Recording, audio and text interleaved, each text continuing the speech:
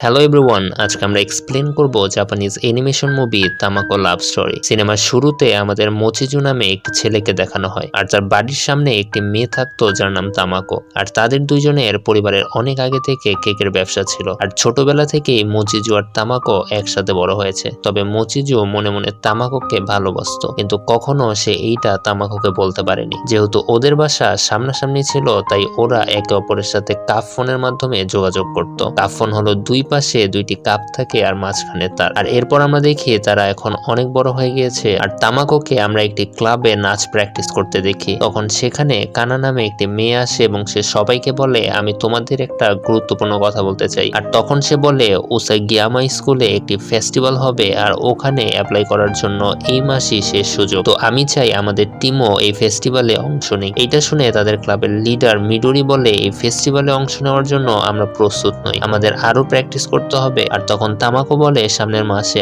আমার একটা ফেস্টিভ্যাল আছে যেখানে আমাকে স্পেশাল কেক বানাতে হবে। এসব শুনে কানার মন খারাপ হয়ে যায়, আর সে সবাইকে বলে, আমি তোমাদের সবার ভালোর জন্যই বলছিলাম, কারণ এই ফেস্টিভ্যালে অংশ নিলে আমাদের ক্লাবের সম্মান আরো বাড়বে। যা শুনে সবাই রাজি হয়ে যায় আর বলে, ঠিক আছে, আমরা এক মাসের মধ্যে নিজেদের প্রস্তুত করব। আর এরপর আমরা মোচিজুকে দেখি, যে কিনা কম্পিউটারে তামাকোর ছবি দেখছিল। তখন মোচিজুর বন্ধুরা তার টেবিলে একটা বই দেখতে পায়, আর মোচিজুকে জিজ্ঞাসা করে এই বইটি কিসের। তখন মোচিজু বলে, এটা ইউনিভার্সিটি ভর্তির, আমি ফিল্ম মেকিং নিয়ে ইউনিভার্সিটিতে পড়তে চাই। যা শুনে ওর বন্ধুরা অনেক অবাক হয় আর বলে, ফিল্ম মেকিং নিয়ে পড়তে গেলে তোমাকে টোকিওতে যেতে হবে, যেটা এখান থেকে অনেক দূর। তুমি কি তামাকোকে ছাড়া এত দূর থাকতে পারবে? আর এরপরের দৃশ্যে আমরা তামাকোকে দেখতে পাই, যে কিনা তার বান্ধবীদের সাথে ফিউচার নিয়ে কথা বলছিল। তখন তামাকো বুঝতে পারে তার সব বান্ধবীরা তাদের ফিউচার নিয়ে আগেই ভেবে রেখেছে, কিন্তু সে ফিউচার নিয়ে এখনো কিছুই ভাবেনি। অন্যদিকে আমরা মোচিজুকে দেখি যে তার বাবার সাথে কথা বলতে চায়, কিন্তু তার বাবা তার সাথে কথা বলে না, কারণ মোচিজুর বাবা চায় না ও তার বাবা মাকে রেখে টোকিও চলে যাক। আর তার মা তাকে বলে, তুমি যে এই সিদ্ধান্তটি নিয়েছো, তুমি কি সেটা তামাকোকে জানিয়েছো?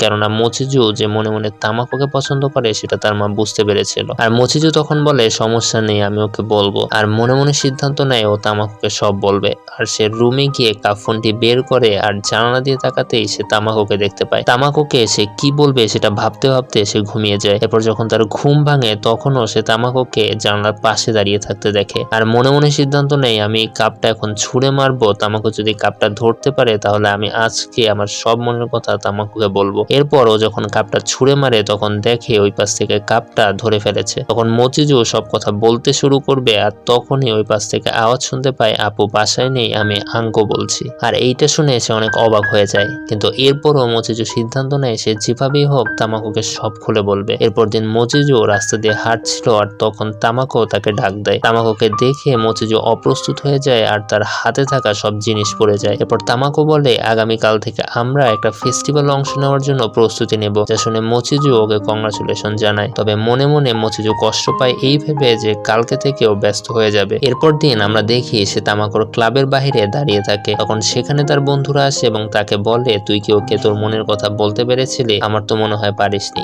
আর তখন তারা মোচিজুকে নিয়ে মজা করতে থাকে, কারণ ওর বন্ধুরা ওকে আগে বলেছিল তুই ওকে তোর মনের কথা বলতে পারবি না। তখন ওই ক্লাব থেকে কিছু মেয়ে বাইরে আসে এবং বলে, তোমরা এখান থেকে চলে যাও, আমরা এখানে প্র্যাকটিস করছি। যার কারণে মোচিজু আর তার বন্ধুরা সেখান থেকে চলে যায়। আর এরপর আমরা দেখি মোচিজু মন খারাপ করে বসে আছে, আর অন্যদিকে মিডোরিকে দেখিয়েছে কিনা মোচিজুর হাবভাব দেখে বুঝতে পারে সে তামাকোকে পছন্দ করে। তাই সে সরাসরি মোচিজুকে জিজ্ঞাসা করে, তুমি কি তামাকোকে পছন্দ করো? আমি প্রায় দেখি তুমি তামাকোর দিকে তাকিয়ে থাকো, তুমি যদি ওকে পছন্দই করো তাহলে তোমার মনের কথাগুলো ওকে বলতে পারছো না কেন? আর তখন মোচিজু বিরক্ত হয়ে বলে, আমি আজকেই তামাকোকে আমার সব মনের কথা বলে দেব। আর তখনই সেখানে তামাকো চলে আসে।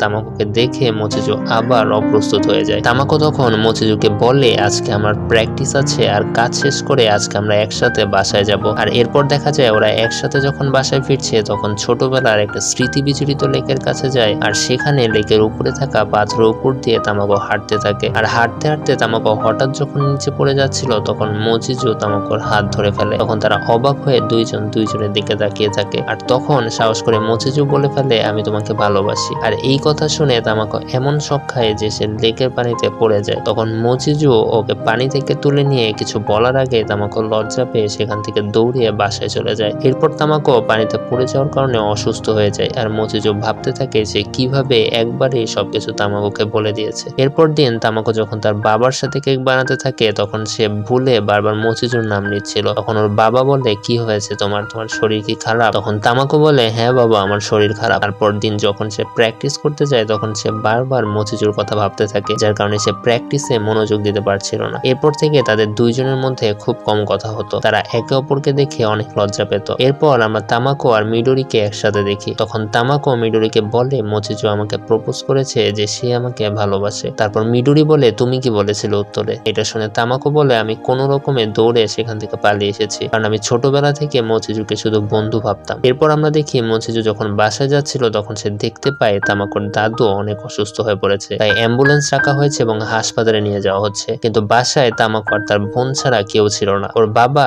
কেক ডেলিভারি করতে গিয়েছিল। তো তখন মচিজু ওদের সাহায্য করে। এরপর রাতে তারা দুইজন সেখানে থাকে। তখন সেখানে মচিজু তামাকোকে বলে চলো আমরা সব ভুলে গিয়ে আগের মতো হয়ে যাই, কিন্তু এখানেও তামাকো কোনো উত্তর দেয় না। এরপর দিন তামাকো প্র্যাকটিসে যায় আর তার বান্ধবীদের কাছে গত রাতে হওয়া ঘটনাগুলো শেয়ার করে। এসব শুনে ওর বান্ধবীরা বলে মচিজুকে তুমি ভালোবেসে ফেলেছ যেমন করে মচিজু তোমাকে ভালোবাসে, তুমি তোমার মনের কথাগুলো মচিজুকে বলে দাও। কিন্তু তামাকো মচিজুকে তার মনের কথাগুলো বলতে লজ্জা পাচ্ছিল। আর এরপর আমরা দেখি তামাকোরা সেই ফেস্টিভ্যালে অংশগ্রহণ করে আর অনেক ভালো পারফরমেন্স করে। আর এরপর দিন আমরা দেখি তামাকো তার সেই কাপ মোবাইল নিয়ে বসে আছে আর মিডোরি তখন তামাকোর কাছে আসে আর বলে তুমি কি জানো মচিজু সারা জীবনের জন্য টোকিও চলে যাচ্ছে, আর আজকে 9টায় মচিজু ট্রেনে করে টোকিও চলে যাবে চিরদিনের জন্য। তামাকো এই কথা শুনে কাপ মোবাইলটা নিয়ে দৌড়িয়ে মচিজুর কাছে যায়। আর এখানে আসলে মিডোরি তামাকোকে মিথ্যা বলেছে যাতে সে মচিজুকে হারানোর ভয়ে তার মনের কথা বলে দেয়। এরপর আমরা দেখি তামাকো ট্রেন স্টেশনে পৌঁছায় আর মচিজু তখন ট্রেনের জন্য অপেক্ষা করছিল। আর যখন মচিজু ট্রেনে উঠতে যায় তখন তামাকো মচিজুকে পিছন থেকে ডাক দেয়। তামাকোর ডাক শুনে সে আর ট্রেনে ওঠে না।